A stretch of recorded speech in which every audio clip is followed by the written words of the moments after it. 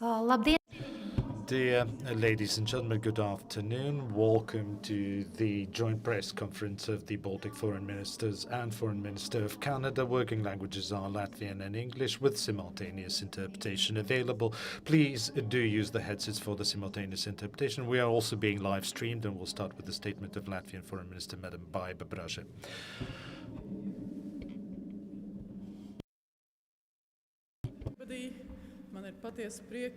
It is a true pleasure and delight for me to welcome to the Canadian Foreign Minister today in Riga, Latvia. Canada, of course, being the largest supporter of Latvia in recent years, and with whom I actually met in 2021 right here in Riga with Mélanie Joly, and I was then working for NATO, and also we were meeting because of the NATO troops here in Latvia, and today, of course, we started our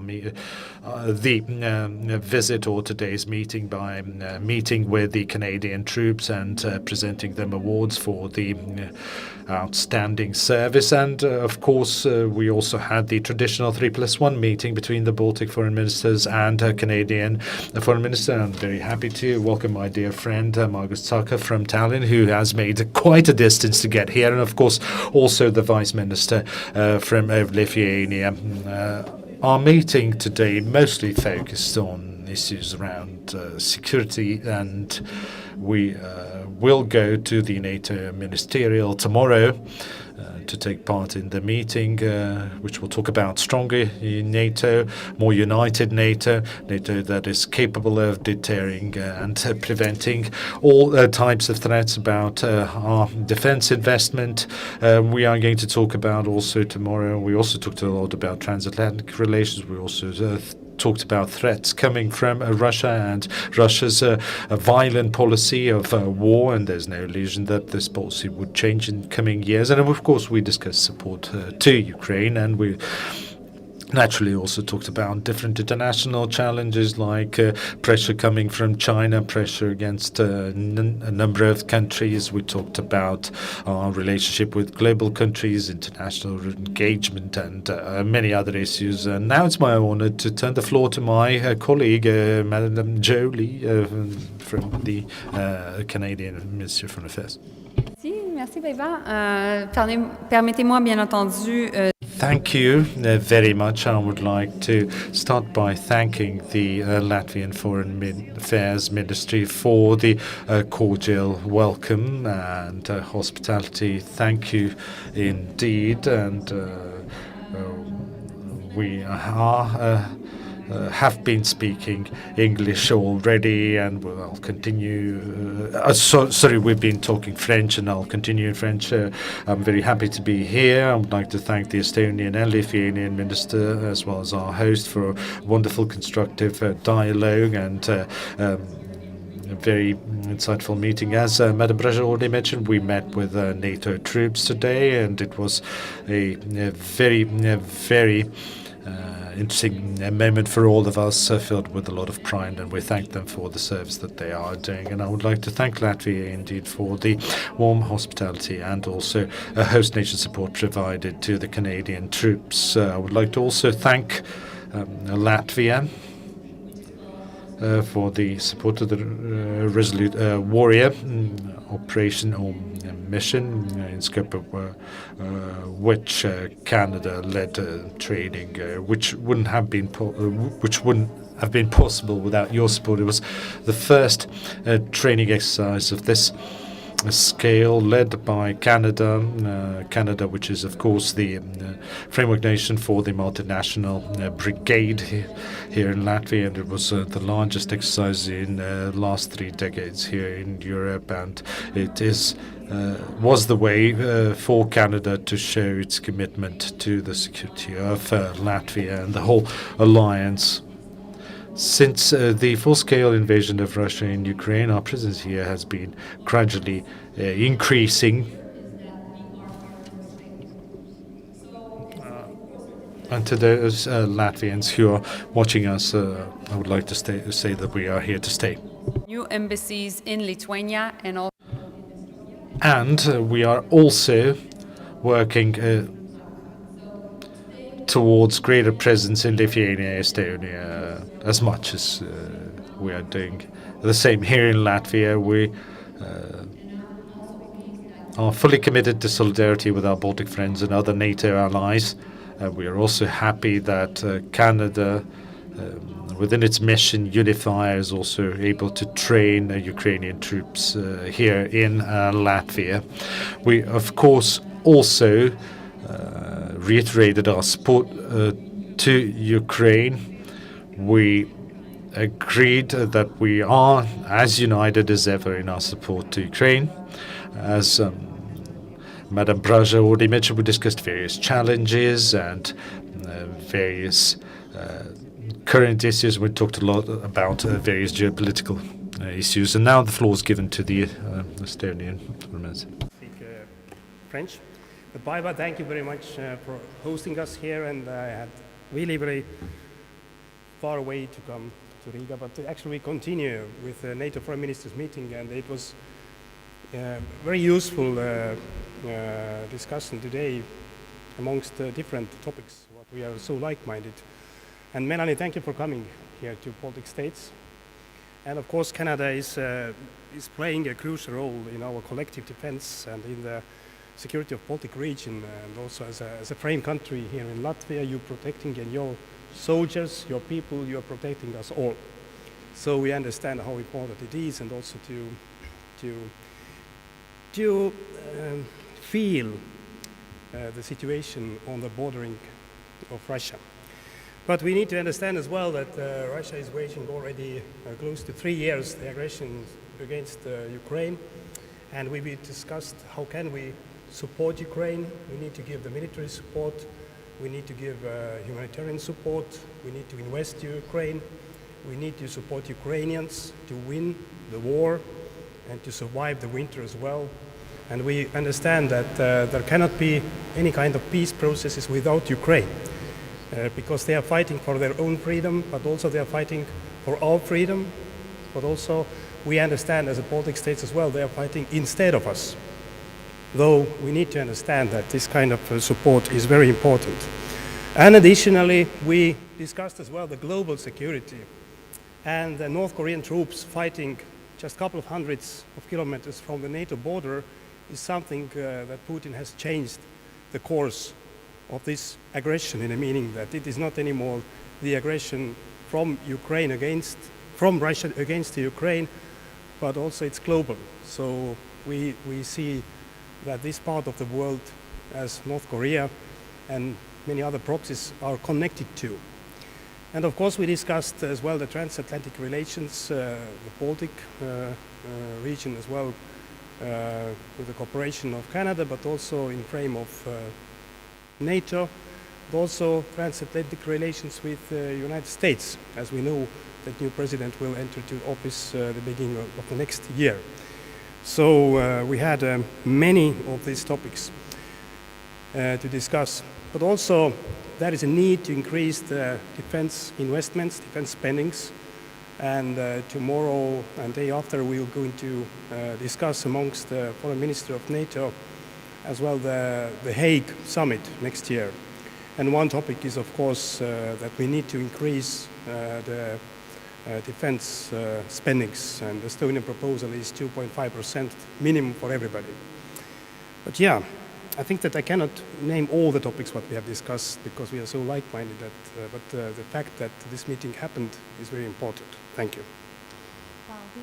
Thank you. And now the floor is given to the Deputy Foreign Affairs Minister of Lithuania, Egidijus Meilūnas.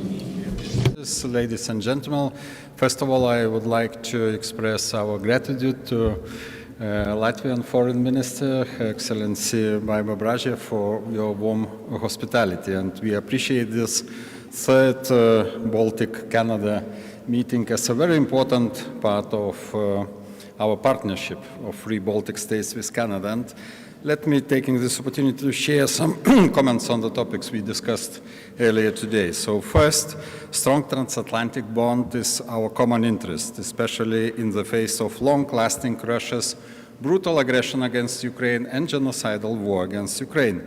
and also destructive behaviors of other authoritarian regimes against the democratic world. And only by working together in unity with our transatlantic partners, we can protect the rules-based international order. In this regard, we highly value close partnership and friendship with Canada, its substantial contribution to the security of the Baltic region, continued support to Ukraine, including leadership in the international coalition of the return of Ukrainian children. In this regard,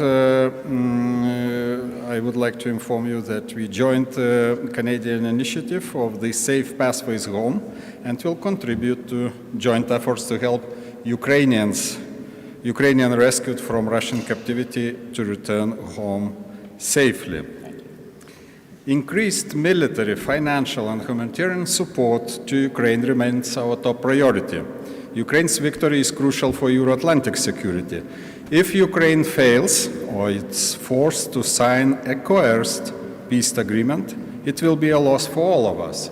It will be a loss globally because it would and will encourage other authoritarian regimes to behave even aggressively in other regions of the world.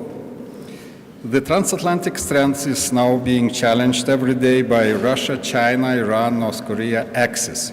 This axis crossed all red lines, military supporting aggressor, with a permanent seat at United Nations Security Council. As a result, Russia enjoys immunity, continues waging war in Europe, obliterating Ukraine. China poses increasing multi-domain threats to European security and is becoming more assertive in the Indo-Pacific region. Latest instances, Chinese-flagged cargo is suspected in damaging two undersea fiber cables in the Baltic Sea. And just a few words about Russia's hybrid attacks, which continue unchecked on Euro-Atlantic territory. It should not become new normal. Russian operatives must be deterred. Thank you very much.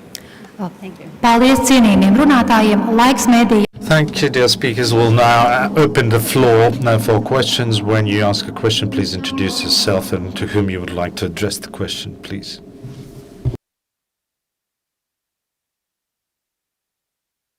Again. I just wanted to ask you again specifically about Georgia and events that transpired over the last, 4 days. And the Kremlin, Russia is trying to frame it as another Maidan, saying that it's going down a dark path. So how do you think the EU and the EU's allies, Canada and the US, should respond?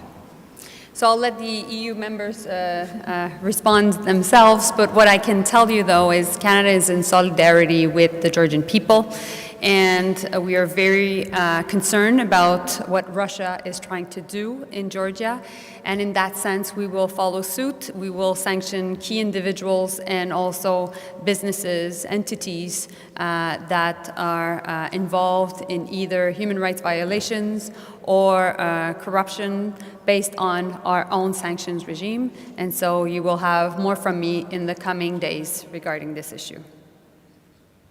As for us, we have had extensive consultations among the Baltic foreign ministers on both the assessment of the situation and the measures that we can take. And also within the EU, you saw a strong statement published yesterday by the High Representative, endorsed by the EU states.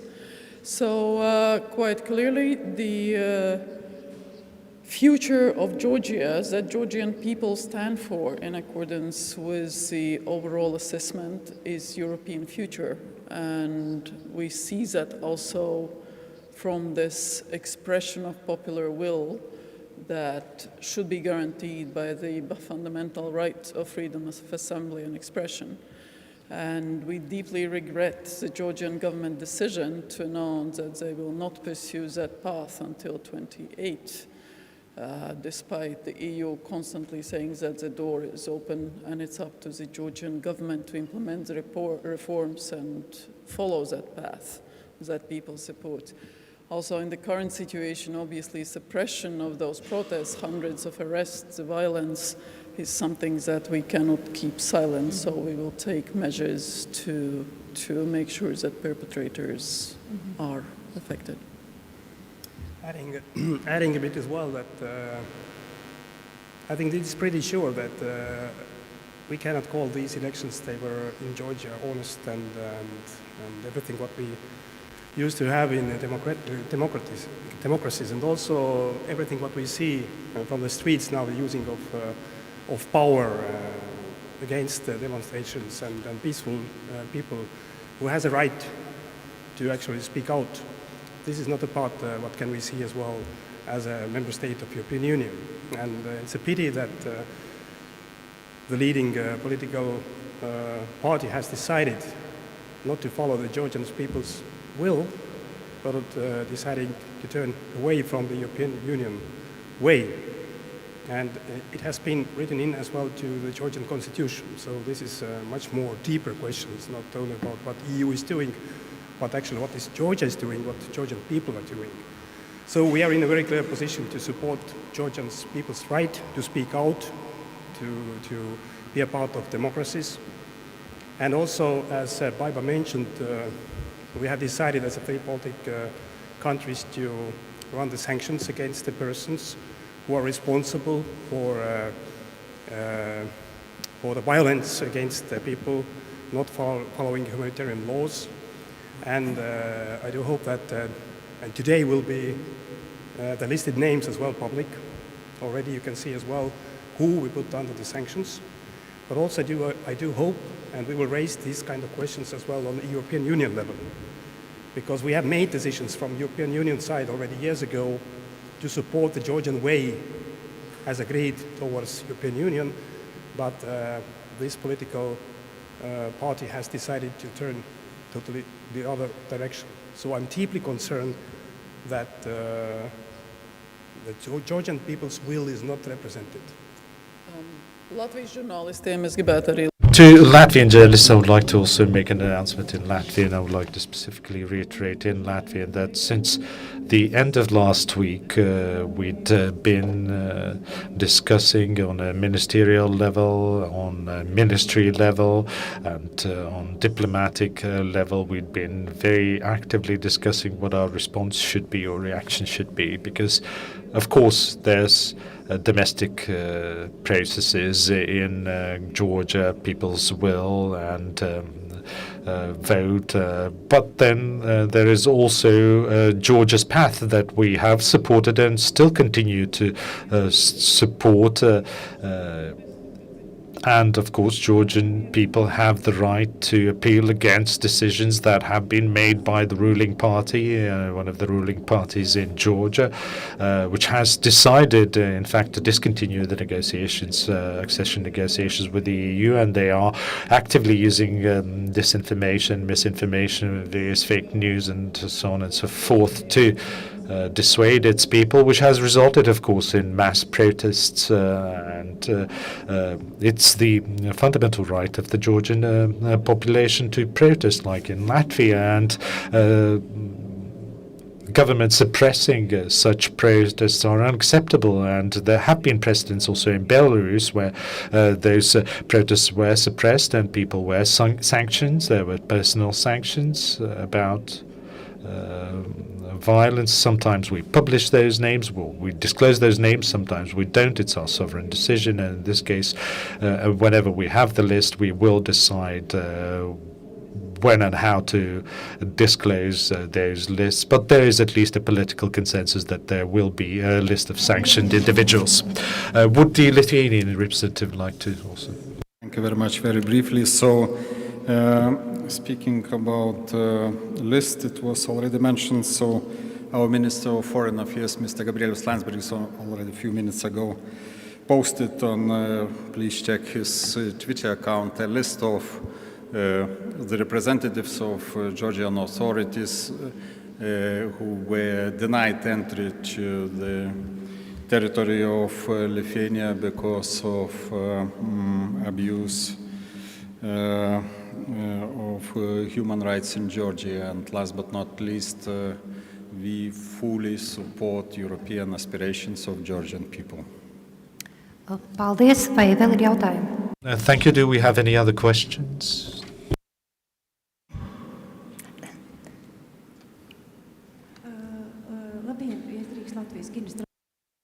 Good afternoon, Instructing from the Latvian television. I would like to ask about the sanction lists. Do Baltic countries coordinate those names or those lists? Because Lithuania has already published its list with travel bans, and I would like to also ask about Ukraine. President Zelensky has mentioned or announced that NATO could support Ukrainian troops in some of the regions in Ukraine to somehow reduce the level of the conflict. And to Lithuanian representative, I would like to ask the question. China has said that it will respond to the extradition of the Chinese diplomats. What kind of response are you going to exert? As regards to Ukraine's path to NATO and presence of allied forces or support to Ukraine on bilateral level and multilateral level, and how to deter Russia, we are going to talk during the ministerial. We will have a specific session which will be focusing on the preparation for the Hague summit, during which we are going to talk about containment policy towards Russia and how to minimize Russia's impact. Russia's hybrid attacks are also being very closely monitored by cyber incident entities, and agencies are working hard to make sure that the hybrid attacks from Russia are being contained and are being deterred, and countries are exchanging information very actively and cooperating in these matters. So we're not just letting Russia do whatever it wants in various NATO member states. That's absolutely not the case. And then we'll have a separate session with Ukraine, NATO-Ukraine Council, during which we will talk to Ukrainian Foreign Minister. We will have a very open, very frank discussion, as we always do.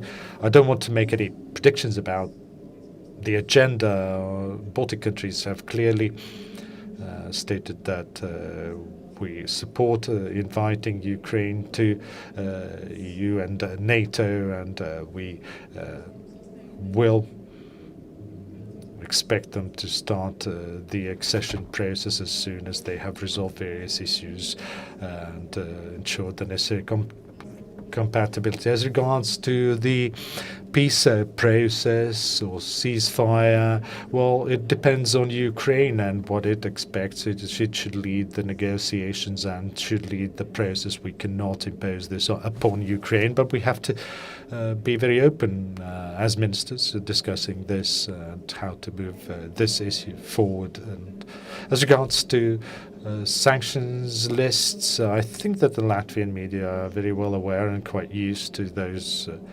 lists being compiled, and they know that a decision-making process sometimes is public and sometimes it's confidential. So specific names and specific activities and their influence on the processes will be evaluated very carefully, and this time around there's a lot of intelligence information being exchanged between the parties, between the countries, so it's all confidential at the moment. And those lists might not be identical between the countries. There might be countries that are including more people in this travel ban list, and there are countries that choose to include less names. So it will depend on specific decisions of the countries. We do have the consultation, but the decision remains with each country individually. Regarding your three questions, so the first one on sanctions, I think my colleagues can answer. Regarding your second question, about Ukraine and its invitation to join NATO. You asked me a question earlier today about this. It's Canada's position that Ukraine should be part of NATO when conditions allow, and we believe that it is the ultimate security guarantee that can be offered to Ukraine. And regarding your third question, which was linked to Chinese diplomats, what I can tell you regarding China per se, it is Canada's position, and I think it's North America's position, that there is a clear link between what is happening in the Indo-Pacific and what is happening in Ukraine and the European theater. And we should not be seeing these two regions of the world not interconnected. They are. We're seeing it because of the DPRK's troops also joining Russian forces in order to support Russia's illegal invasion of Ukraine. We're seeing also through the economic enabling by China of Russia's war in Ukraine. And so definitely this is something we had the chance to talk about, and I really hope we can work with our European allies to do more to make sure ultimately that we send a strong message to China. Answering the question about Ukraine is we need to focus on supporting Ukraine right now. Every day, every week, giving military support, investing the infrastructure, helping survive Ukrainians people this winter. And also we need to work hard to give working security guarantees. We can talk boots on the ground, not boots on the ground, but be honest, the only working security guarantee is the membership of NATO. And we all agree with that. So this is our job to support Ukraine right now, to work and support Ukraine to join the NATO, because it's in our interest as well, not only about Ukraine, but it's a regional security question. The gray zones of neutrality positions in the neighboring countries of Russia is just a green light for Putin to continue the aggression or repeat it. So this is clear. Any other speculations, nice to have, but this is the real way to go. And of course, the full membership of NATO, it means as well that we all must be ready to guarantee this Article 5, whatever. So let's do things in the right order. About the Georgian sanctions, as you know that Estonia is a digital country, so I just signed the list of sanctions about 11 persons, including Ivanishvili and also the Minister of Interior. It will go public as well. We are discussing who will be in the list, but it is totally independent decisions of different governments and countries, and there are different procedures as well. So I totally, we are in the same line. It was very important that the three Baltic states and foreign ministers announced that we do it, and the names there, who will put which persons, it's up to the countries. So Estonian list is published. Thank you.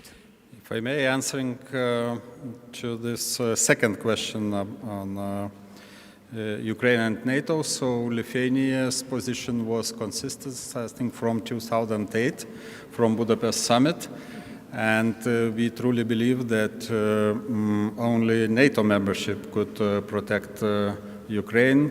We truly believe that Ukraine deserves this membership. And I would add one more point. Ukraine's membership in NATO would be a great asset to NATO. In NATO Madrid, Vilnius and Washington summit declarations, you can read article naming Russia as the most significant and direct threat to all NATO allies. Ukraine proved already they know how to fight with this threat. So Ukraine's NATO membership would be a great asset to transatlantic community. With regard to your question on Lithuania's China issue, so I would like first to quote briefly our foreign ministry statement from last Friday. 3 members of Chinese diplomatic mission in Vilnius were asked to leave Lithuania in 1 week because of the incompatibility of the status and activities with the provisions of the Vienna Convention on Diplomatic Relations, other principles and practices of international law, and Lithuanian legislation. It's an iron rule that foreign diplomats should respect law of the country where they reside. So that was our decision, and what we can expect from Beijing, I don't know. Maybe better ask Chinese Ministry of Foreign Affairs. It was not our decision to escalate, and as we reiterated many times, we always have been and remain ready for constructive dialogue with PRC based on mutual respect. Mums ir laiks vēl pēdējiem jautājumam, lūdzu. Yes, my name is We still have question for one. There's still time for one more question. Effie. As we all know, in a few weeks there will be a new administration in the United States, and it's pretty clear that both the new president and many of his cabinet members are a bit less enthusiastic about helping Ukraine than the people standing up there. And also that we have seen that Donald Trump has threatened economic warfare against both of his neighbors, including Canada. How do you look at what may happen to Ukraine under the new Trump administration, and how do you look at what may happen to NATO? Many questions in there, and many assumptions as well. One thing we know is that we've dealt with the Trump administration in the past when they were in power between 2016 and 2020. Prime Minister Trudeau had a very productive meeting at Mar-a-Lago on Friday night, which lasted more than 3 hours and which covered many different topics, including trade, including our shared border, but also including Ukraine, the Middle East, and conversations about energy and the Arctic.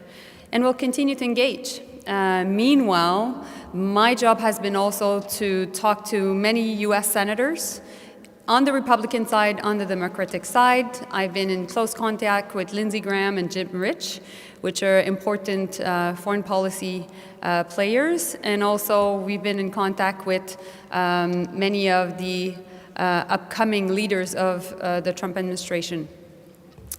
I think it is important to remember that President-elect Trump is coming into office in a geopolitical context that is very different from the one of his first administration.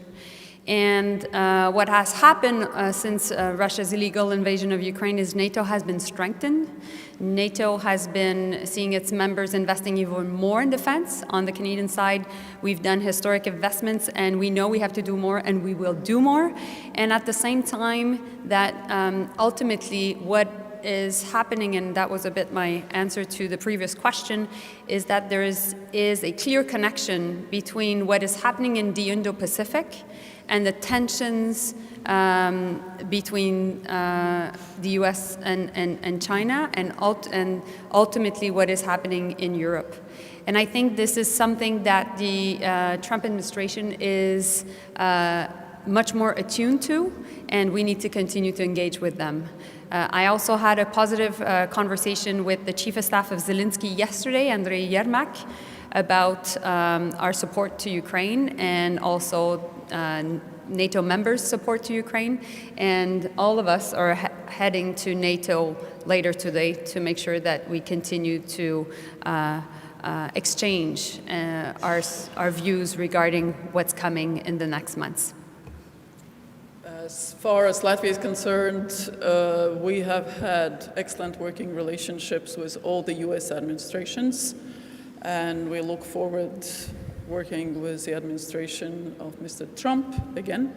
And clearly, both our defense investment, what we contribute to the collective security, the way we support Ukraine, the way we support other countries is something that is value added for the US. US needs friends as much as every other country in the world. So the Russia, China, DPRK, Iran enablement of Russia's war in Ukraine is only one sign of a certain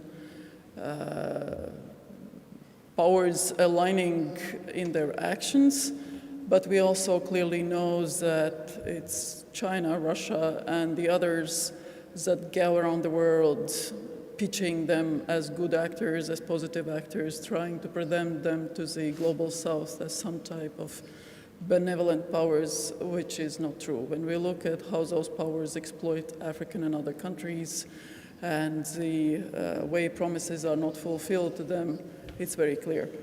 The Russian policy is imperial colonial policy. Its war in Ukraine is like that, and the way other countries actually support that is something that we have tried to uncover and present to the world also in our contacts wherever we are. Maybe just to add that I was defense minister at the time when Trump first time entered the White House. And I remember lots of speculations before that, what will happen and what will not happen. And I can say that our region gained more security than ever before from US side, boots on the ground, military support, financial support. And I can say in the name of Estonian government that we are not changing anything because we are working together with US. This transatlantic bond is very strong between European Union, Europe as together with US. But what can I see is, of course, the times are different. Times are totally different, and I think that we are in the year of 1938, just before the Munich meeting, if you can remember. But this is not the situation only that Russia is waging the full aggression against Ukraine. This is about the question, what will happen in the world? What will be the rules in the future? Whether we are going to protect the democratic rules and international law. And US definitely plays here the leading role. US position is stronger than the end of 30s, I think. And I've said it publicly as well that President Trump has an opportunity to become the Churchill of our times. Thank you. Lūdzu. Very briefly, Lithuania, as other Baltic states, enjoy strategic partnership with the US, and we enjoy very close, very productive cooperation in many important fields like security and defense, economic. We managed to increase our trade with the United States in the last few years, almost 100%. We also have bilateral Lithuania-US Indo-Pacific comprehensive dialogue, so we are going not only to continue but to deepen our cooperation with the United States in many fields. Thank you. Paldies ministriem, paldies mēdī. Thank you to the ministers, thank you to media. With this, I'd like to close the press conference. Thank you and have a nice day.